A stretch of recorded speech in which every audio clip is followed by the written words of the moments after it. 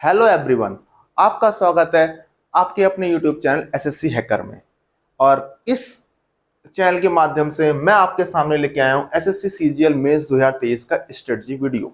जैसा कि आप लोगों को पता होगा, सीजीएल मेंस अक्टूबर के लास्ट वीक में होने की संभावना है।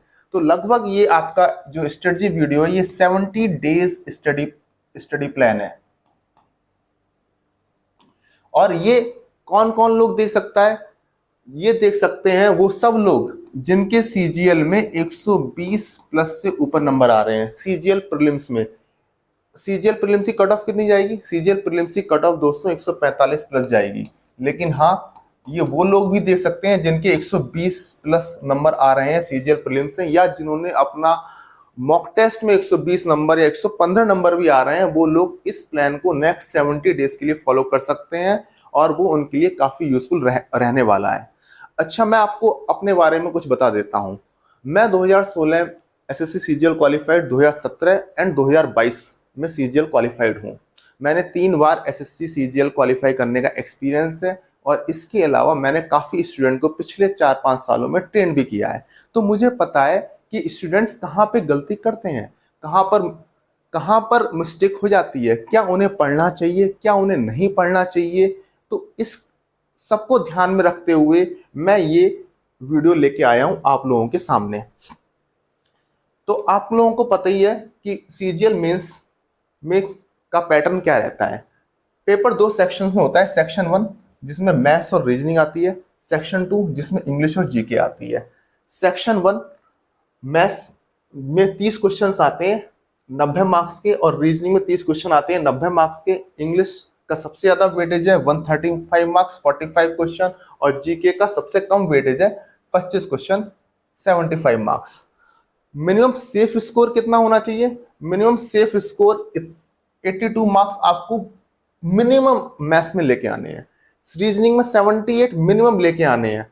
अगर आप मैथ्स में 75 लेके आते हैं तो इनफैक्ट आपकी तैयारी अच्छी है, लेकिन 75 से आप मैथ्स में बहुत पीछे रह जाओगे, आपका सिलेक्शन नहीं होगा। मिनिमम आपका टारगेट 305 है ही है, और यहीं पे अगर आप 7 नंबर कम हो गए तो आपको किसी और में बढ़ाने पड़ेंगे, तो इसलिए वो आपको डैमेज करेगा। तो एक एक क्वेश्चन की कितनी इंपॉर्टेंस है सीजीएल मेंस एग्जाम में वो आपको पता है। तो हम लोग एक एक क्वेश्चन को टारगेट करेंगे और हमारा टारगेट रहेगा 86 से 90। एक क्वेश्चन का हम लोग लेके चलते हैं कि हो सकता है सिली मिस्टेक हो जाए, या हो सकता है SSC out of the box कुछ पूछ ले जो आपको नहीं पता हो। लेकिन जो क्वेश्चन करने वाले होंगे वो आप लोगों को सारे क्वेश्चंस करने हैं। एक क्वेश्चन की भी गलती अलाउड नहीं है सीजीएल मेंस के एग्जाम में। तो हम लोग सब्जेक्ट वाइज स्ट्रेटजी प्लान को लेके चलेंगे। सबसे पहले हम लोग देखेंगे मैथ्स का स्ट्रेटजी प्लान। अब मैथ्स में मैं मान के चलता हूं कि आप लोगों के बेसिक्स क्लियर हैं, क्योंकि ये उन लोगों के लिए मैं पहले ही बता चुका हूं जिनके 120 प्लस मॉक टेस्ट में आ रहे हैं, या 120 प्लस जिन्होंने प्रीलिम्स में स्कोर किया है। तो अगर आपने प्रीलिम्स में कोई टॉपिक छोड़ दिया है तो सबसे पहले आपको वो टॉपिक अपना कंप्लीट करना है। जैसे कि सपोज करा आपने ट्रिग्नोमेट्री छोड़ दिया है, तो आपको पहले अपना किसी भी बुक से, किसी भी सीजीएल की बुक से आपको वो वाले टॉपिक कंप्लीट कर लेने हैं जो आपने छोड़े हैं, जो आपने स्किप कर दिए थे। तो आप पहले अपना थोरोली सिलेबस कंप्लीट करेंगे। उसके बाद जो मेन इंपॉर्टेंट चीजें हैं जिनसे 80 से 90% पेपर रहता है, वो रहता है प्रीवियस ईयर क्वेश्चंस। अब प्रीवियस ईयर क्वेश्चंस करने का क्या तरीका है? प्रीवियस ईयर्स के जितने भी मेंस के पेपर होंगे, जितने भी मेंस के पेपर है 2012 से 2021 तक के, वो सारे पेपर आप डाउनलोड कर लें और उन्हें आप सॉल्व करें। इसमें आप 2017 का पेपर एक स्किप कर सकते हैं। यू कैन स्किप 2017 के 5 पेपर। तब भी जैसे 2016 में 3 सेट थे, 2015 में 2 सेट थे, ऐसे करके आपको इन 9 सालों में लगभग आपको 20 से ज्यादा सेट मिल जाएंगे। 2013 में री एग्जाम भी हुआ था, उसके भी कुछ सेट होंगे, तो आपको टोटल मिला के 20 प्लस सेट्स मिल जाएंगे। मतलब कि आपको जो है वो 2000 क्वेश्चंस मिल गए हैं। ठीक है, इन क्वेश्चंस को आपको 3 से 4 बार करना है मेंस एग्जाम से पहले। अच्छा, आपको डेली 3 घंटे देना है मैथ्स के लिए, डेली 3 घंटे। ठीक है, तो और आपको लगभग एक बार में जो है वो 100 क्वेश्चंस की प्रैक्टिस करनी है। जैसे कि आपको पता है कि मेंस में जो है वो 100 क्वेश्चंस आते थे पहले, तो आप उठाएंगे 2012 का मेंस और आप पूरे पूरे 100 क्वेश्चंस के सॉल्व करेंगे और कोशिश करिए कि एक बार में आप पूरा पेपर सॉल्व कर लें। तो बीच में थोड़ा सा 5-10 मिनट का ब्रेक ले सकते हैं, लेकिन ऐसा नहीं है कि 20 क्वेश्चन आज कर लिए, फिर 50 क्वेश्चन कल कर लिए, फिर 30 क्वेश्चन परसों कर लिए। ऐसा मत करना, ऐसे डैमेज हो जाएगा सब। तो इसलिए आपको 3 घंटे डेली मैथ्स को देने हैं, जिसमें आपको 2012 से 2021 तक के मेंस के पेपर सॉल्व करने हैं। अच्छा, लेटेस्ट ट्रेंड के आइडियाज के लिए आपको क्या करना है, लेटेस्ट ट्रेंड को जानने के लिए जैसे एसएससी जो है वो हर 1-2 साल में अपना पेपर में 1-2 क्वेश्चन नए लेके आता है या ट्रेंड थोड़ा सा चेंज करने की कोशिश करता है। तो उसके लिए आपको 2022 सीजीएल, 2023 सीजीएल प्रीलिम्स, 2022 सीएचएसएल और 2022 सीपीओ, इन सब के हर ईयर के सारे सेट नहीं, क्योंकि सारे तो 40 सेट हो जाएंगे, सारे सेट नहीं, 7 से 8 सेट आपको लेके चलने हैं। 7 से 8 सेट आप इसके कर लो, इसके कर लो, इसके कर लो और इसके कर लो, तो टोटल लगभग 30 सेट मान लो आपके ये हो गए। तो 750 क्वेश्चन आपके ये हो गए। आपको 2000 क्वेश्चन ये और 750 क्वेश्चन ये, 2750 क्वेश्चन ही करने हैं। इसके अलावा आपको कुछ नहीं करना है। ये 70 डेज का स्टडी प्लान है, ठीक है। अच्छा, फिर आपको क्या नहीं करना है। लोग क्या करते हैं, लोग जो है प्रीवियस ईयर की बुक उठा के ले आते हैं, जो भी मार्केट में चल रही है, पिनेकल हो गई या जो एक रेड बुक आती है 10,000 क्वेश्चन, 12,000 क्वेश्चन वाली किताबें, वो किताबें आपको बेटा बिल्कुल नहीं करनी है। वो किताबें से क्या होता है, डैमेज होता है। मैं पहले कहता हूं कि it is better to read 1 book 4 times rather than 4 book 1 time. इस किताब को अगर आपने एक बार कर भी लिया, पहली बात तो वो ही नहीं होगा। अब आपने स्पीड टाइम डिस्टेंस उठाया या आपने प्रॉफिट लॉस उठाया, अब प्रॉफिट लॉस के 500 क्वेश्चन है, तो भाई साहब 500 क्वेश्चन वो करने ही अपने आप में बड़ी बात है। 2-3 दिन तो उसी करते हुए लग जाएगा, जब अगला टॉपिक उठाओगे तो पहले वाला भूल जाओगे। तो ये किताब अगर आपने करने की कोशिश करी तो आप अपनी प्रिपरेशन से दूर जा रहे हो। तो इसलिए कोई भी प्रीवियस ईयर की किताबें, 10,000 क्वेश्चन वाली किताबें कोई नहीं करनी है। ये डैमेज कर सकती हैं आपकी प्रिपरेशन को, और यही बहुत सारे स्टूडेंट जो हैं वो इसी के चक्कर में फंस जाते हैं, ठीक है। जो मैंने बताया 2012 से 21 तक के मेंस उठाओ, सॉल्व करो, दैट विल बी सफिशिएंट। और लेटेस्ट ट्रेंड के लिए पिछले 2 सालों के सीजीएल, सीएचएसएल उठाओ, सीपीओ उठाओ और 5-5, 6-6 सेट कर लो मैथ्स के, दैट विल बी सफिशिएंट, ठीक है। अच्छा, मैंने बताया 3 घंटे आपको डेली मैथ्स के देने हैं। फिर उसके बाद आपको क्या करना है, उसके बाद बेटा आपको करना है डेली एक मॉक टेस्ट। अच्छा, टॉपर कितने मॉक टेस्ट देके जाता है भाई? एक टॉपर जो है वो 50 मॉक टेस्ट देके तब पेपर में बैठता है। तो आपको कम से कम अगले 70 दिनों में 50 मॉक टेस्ट करने हैं। डेली स्टार्टिंग के 50 दिन डेली एक मॉक टेस्ट करना है, और लास्ट के 20 दिन आपको मॉक टेस्ट की फ्रिक्वेंसी कम कर देनी है। फिर लास्ट के 20 दिन में 5 से 6 मॉक टेस्ट लगा लो, दैट विल बी सफिशिएंट। और लास्ट के 20 दिन में क्या करना है ये मैं आपको आगे बताऊंगा। अच्छा, ठीक है, ये तो मैंने आपको कह ही दिया। अब हम ये मैथ्स के लिए इतना सफिशिएंट है। अब हम लोग आगे चलते हैं रीजनिंग की स्ट्रेटजी पर। रीजनिंग में क्या है, रीजनिंग में बेटा अगर आप लोगों को सबसे पहले आइडेंटिफाई करना है कि आपका वीक टॉपिक क्या है।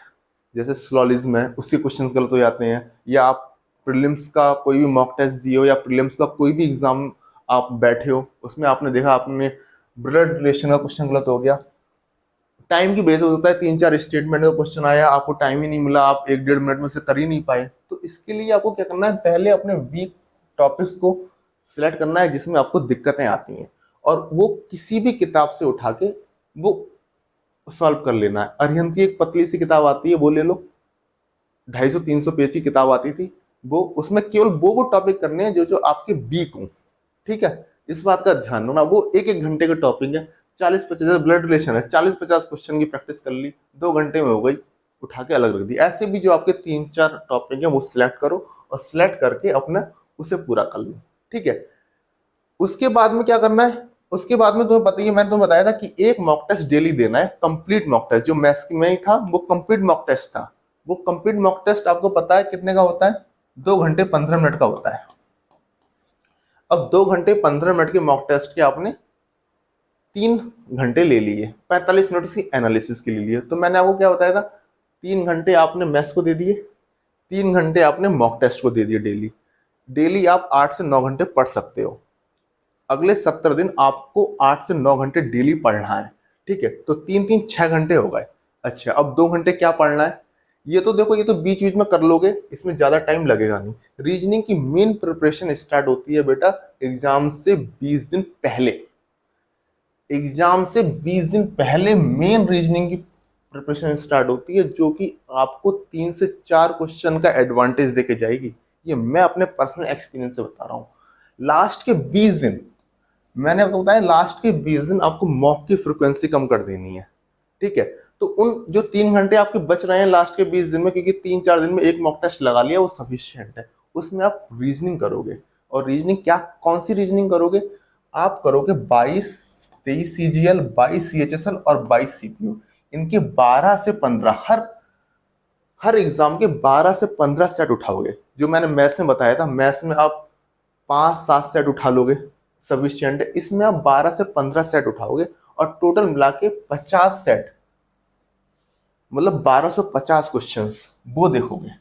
अब क्या करोगे, इन 1250 क्वेश्चंस आप उठाए, एक सेट कितने टाइम का होता है, 25 क्वेश्चन होते हैं, 20 25 मिनट लगते हैं। घर में बैठ के करोगे मान लिया तो आधा घंटा लग जाएगा। एग्जाम समय 20 25 मिनट का ही टाइम होता है, घर में बैठ के आधा घंटा लग गया, मतलब आपने 1.5 घंटे में मान लिया, 1.5 घंटे में मान लिया आपने 3 4 सेट कर लिए, ठीक है। तो डेली ये कर लेने हैं 3 4 सेट उठा के। और जो डिफिकल्ट क्वेश्चंस हो, जो या डिफिकल्ट क्वेश्चन जो आपसे सॉल्व ना हो, या जो आपको लगे यार इस क्वेश्चन का लॉजिक अच्छा था, नंबर सीरीज का क्वेश्चन था, लॉजिक अच्छा था, मजा आ गया इस क्वेश्चन को करके, तो ऐसे क्वेश्चंस को एक कॉपी में नोट डाउन कर लें। तो आपको इन 1250 क्वेश्चन में लगभग 100 125 क्वेश्चन, 150 क्वेश्चन तक मिल जाएंगे, जो आपको लगेंगे अच्छे हैं, जो आपसे या तो हुए नहीं या आपको डिफिकल्टी हुई सॉल्व करने में। अब 125 150 क्वेश्चन ही है।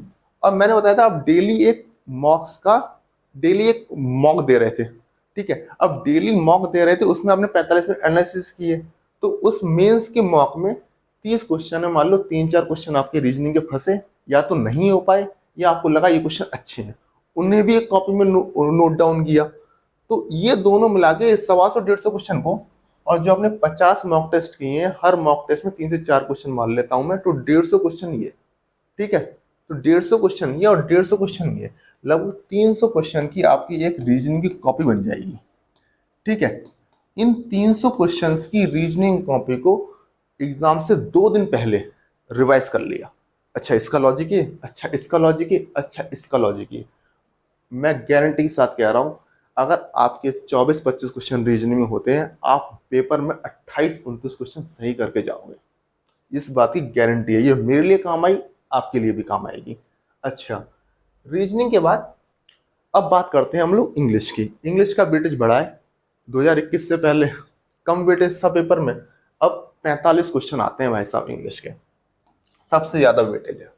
इसे क्या करना है, देखो इसमें 2.5 महीने में, 70 दिन में कोई ड्रास्टिक चेंज आप नहीं कर पाओगे वोकैब को लेकर, ठीक है। आप सोचो मैं अपनी वोकैब स्ट्रॉन्ग करके आऊंगा और मेरा कोई क्वेश्चन वोकैब में गलत नहीं होगा।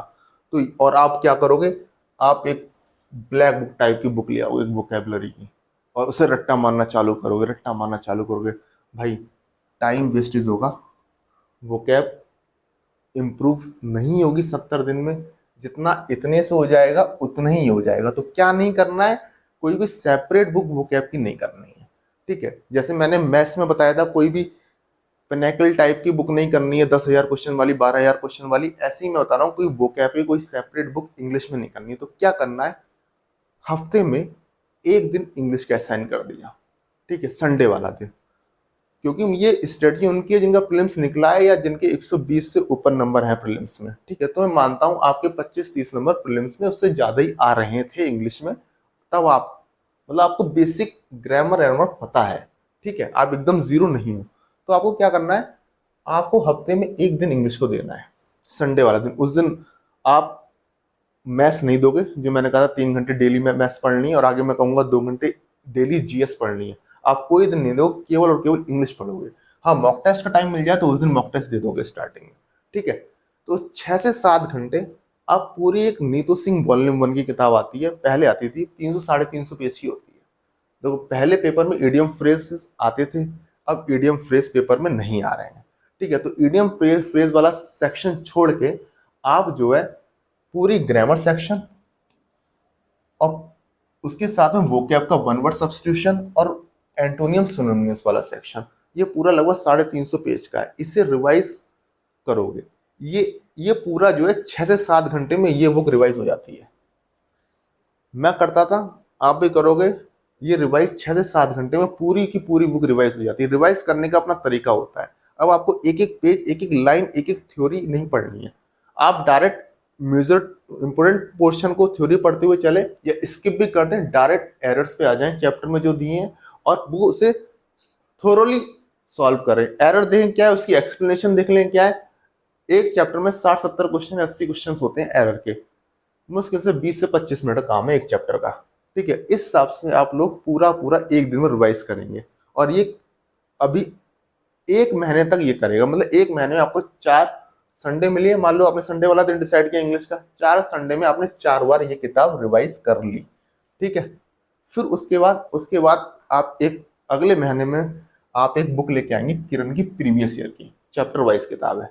ठीक है, इसमें क्या करेंगे, चैप्टर वाइज किताब आती है किरण की, उसमें क्या है, एरर्स का चैप्टर है, उसमें 1000 क्वेश्चन होंगे। अगले संडे को, मतलब नेक्स्ट मंथ के फर्स्ट संडे को आपने 1000 क्वेश्चन एरर कर लिए। हो जाते हैं 6-7 घंटे में, हो जाएंगे, उसकी टेंशन मत लो, 7 घंटे में आराम से हो जाएंगे। अगले संडे सेंटेंस इंप्रूवमेंट के 1000 क्वेश्चन कर लिए, उसके अगले संडे सिनोनिम्स एंटोनिम्स कर लिए, उसके अगले संडे वन वर्ड सब्स्टिट्यूशन कर लिए। 2 महीने हो गए आपके।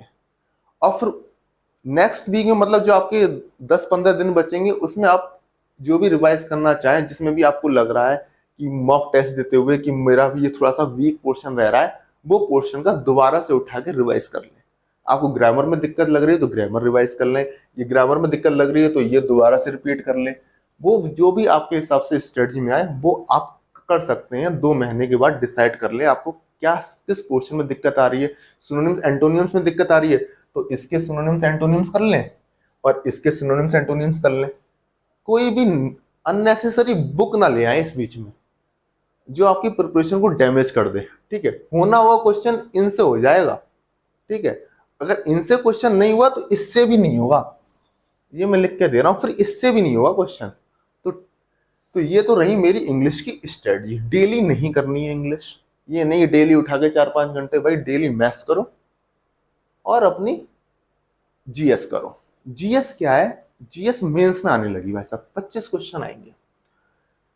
तो जीएस ये डिसाइड नहीं करेगा कि आपका सिलेक्शन होगा या नहीं होगा, जीएस ये डिसाइड करेगा कि आपकी रैंक कम आएगी या अच्छी आएगी। ठीक है, तो जीएस का रोल सिलेक्शन में नहीं है, जीएस का रोल है कि आप टॉप करेंगे या नहीं करेंगे, आपकी मनपसंद की पोस्ट मिलेगी या नहीं मिलेगी। ठीक है, तो जीएस कैसे करें, 2 घंटे डेली जीएस पढ़नी है भाई। 2 घंटे डेली जिस बुक से आपने अभी तक पढ़ी है जीएस, उसी बुक को कंटिन्यू करो।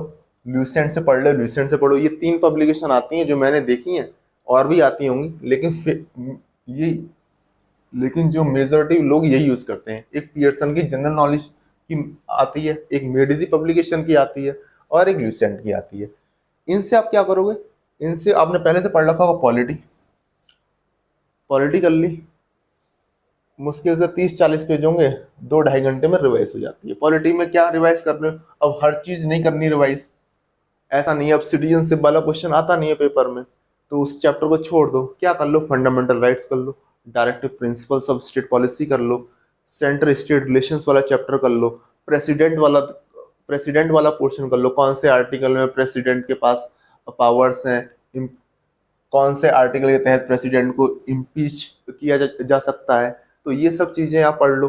उसके बाद आप क्या पढ़ सकते हो, उसके बाद आप पढ़ सकते हो जैसे कि फाइनेंस कमीशन कौन से आर्टिकल में है, जैसे कि कंसोलिडेटेड फंड ऑफ इंडिया का आर्टिकल कौन सा है, ये मिसलिनियस चीज है, सही है। राइट टू वोट कौन सा आर्टिकल है, ठीक है।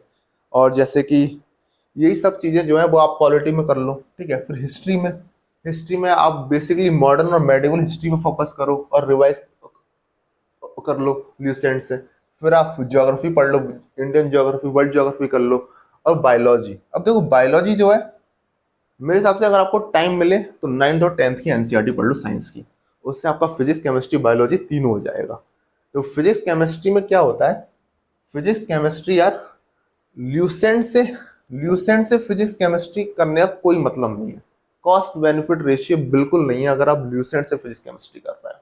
तो बेटर है आप फिजिक्स केमिस्ट्री, देखो जो साइंस के बैकग्राउंड के स्टूडेंट है, जो इंजीनियर्स हैं, उन्हें वैसी जरूरत नहीं है फिजिक्स केमिस्ट्री करने की, होना होगा ऐसे ही हो जाएगा, नहीं होना होगा तो ल्यूसेंट पढ़ के भी नहीं होगा।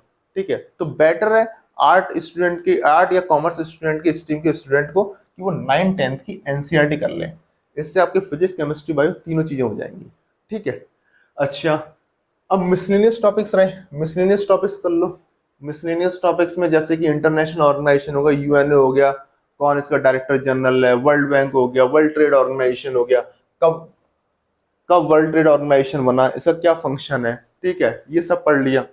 एनवायरमेंटल इश्यूज इंपॉर्टेंट टॉपिक है, project tiger, Ramsar convention, wetlands, Kyoto Montreal protocol वगैरह क्या है, ये सब पढ़ लो। और मिसलेनियस में क्या, वो सब क्वेश्चन आते हैं कि पहला ये कौन था, पहली वुमेन कौन थी, सही है, लार्जेस्ट लेक कौन सी है, डीपेस्ट लेक कौन सी है, लार्जेस्ट फ्रेश वाटर लेक कौन सी है, सबसे बड़ा हवाई अड्डा कौन सा है। तो ये सारे क्वेश्चन जो मिसलेनियस वाले जी के टाइप के क्वेश्चन होते हैं, केबीसी वाले, ये सारे क्वेश्चन आपने कर लिए। ठीक है, उसके बाद इकोनॉमिक्स में, इकोनॉमी में आप क्या कर लो, इकोनॉमी जो इम्पोर्टेंट जो जो समझने वाले टॉपिक्स हैं, जैसे कि बजट के बारे में पढ़ लिया, फिजिकल डेफिसिट पढ़ लिया, रेवेन्यू डेफिसिट पढ़ लिया, बैलेंस ऑफ पेमेंट पढ़ लिया, बैलेंस ऑफ पेमेंट जो क्राइसिस हुई थी वो पढ़ लिया, एलपीजी रिफॉर्म्स इसी से निकल के आते हैं, अब ये क्या था एलपीजी रिफॉर्म्स, वो पढ़ लिया। आरबीआई के बारे में पढ़ लिया, क्या क्या पावर्स होती हैं आरबीआई, वो पढ़ लिया। जैसे कि सीआरआर पढ़ लिया, रिवर्स रेपो रेट पढ़ लिया, ये क्या होता है, एसएलआर क्या होता है, ये सब पढ़ लिया। जितनी भी गवर्नमेंट इनिशिएटिव्स पिछले 2 साल में हुई हैं वो सब पढ़ ली। तो अब बैंकिंग के बारे में जनरल आइडिया ले लिया, पहली बैंक कौन सी थी, ये सब जो बैंकिंग वाली हल्की सी जीके होती है वो सब पढ़ ली। ठीक है, अच्छा अब रहता है आपको करंट अफेयर्स। करंट अफेयर्स के वही क्वेश्चंस वेटेज है, 3-4 क्वेश्चंस आएंगे, लेकिन करंट अफेयर्स 2021 वाली भी पूछ सकते हैं, 2022 वाली भी पूछ सकते हैं। तो इसका मतलब ये नहीं है मैं 2020 से मैं करंट अफेयर्स पढ़ने लगूं, ये इसका मतलब ये बिल्कुल नहीं है। जो तुम्हारे हाथ में है वही जनवरी 2023 से लेकर अगस्त 2023 की करंट अफेयर्स पढ़ लो। कहाँ से पढ़ लो, किसी भी ऐप से पढ़ लो, किसी भी मैगजीन से पढ़ लो।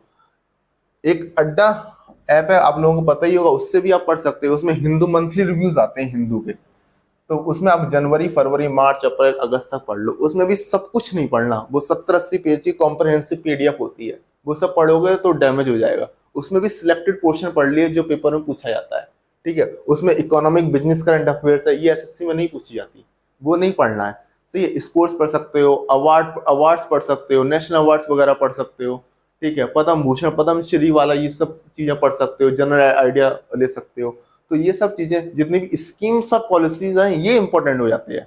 नेशनल न्यूज, स्टेट न्यूज, ये सब इंपॉर्टेंट है। ठीक है, इसके अलावा आपको फर्जी चीजें नहीं पढ़नी है। सही है, तो ये इसमें काफी सिलेक्टिव पढ़ना है। 70 पेज में मुश्किल से 20 से 25 पेज काम के होते हैं, 25 पेज माना काम के हुए, जनवरी से अगस्त तक के वो पढ़ लिए।